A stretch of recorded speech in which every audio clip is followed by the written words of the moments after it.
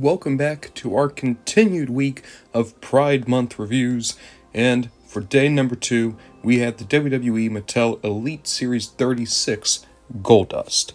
Now, this is a thing I need to stress because I know that people can accept this with actors, it's hard to accept with wrestlers, but I think that it's worth pointing out.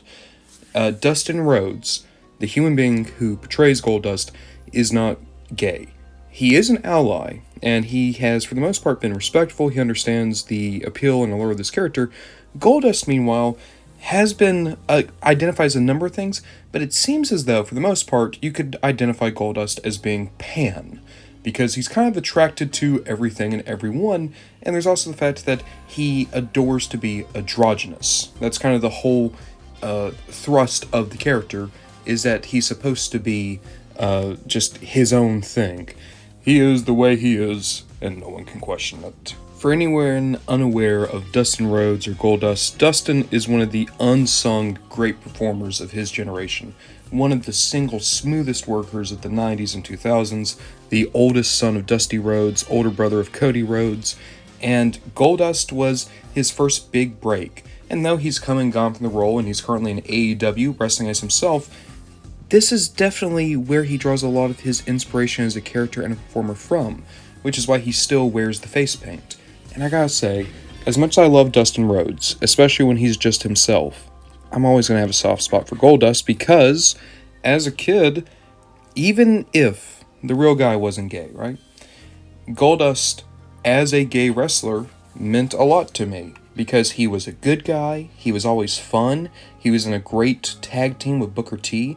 So as a young kid watching wrestling, kind of figuring out who I am, Goldust was important to me because, there was this guy who did things that I liked and did things I wish I could do, and he was also gay.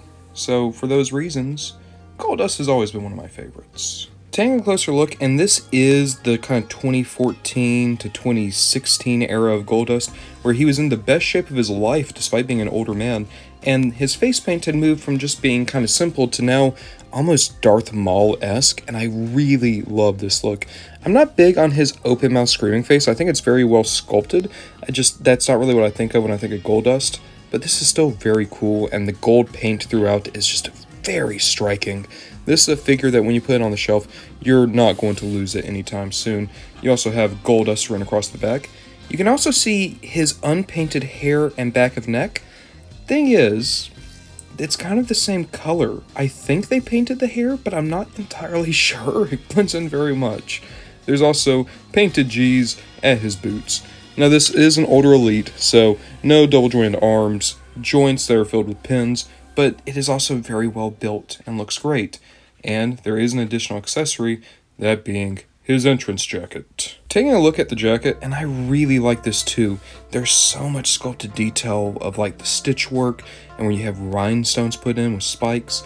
I also love this back where you kind of have this crazy logo. I love the ornate details. It's very Goldust. This was my favorite run of looks for him when he would wear these jackets. So, to get him in, because this is just a big rubber jacket, you gotta put his arms through the holes. Nothing too crazy. Doop. It does fight you, but you can get it through. Get his head in the hood, and then there's 2 clamps here in the middle. They attach very nicely, very little issue, and there you go. You got him in the hood. The hood does rest a little awkwardly on his head. You can kind of fix that by shoving the thing down. But that's just the reality of this being rubber and not cloth or pleather or anything like that. That said, still looks very nice to my eye. This is an Elite I've had for a very long time, of a wrestler I've loved for a very long time, and I'm very happy that we got to talk about it on this, day 2 of our 2023 Pride Week reviews.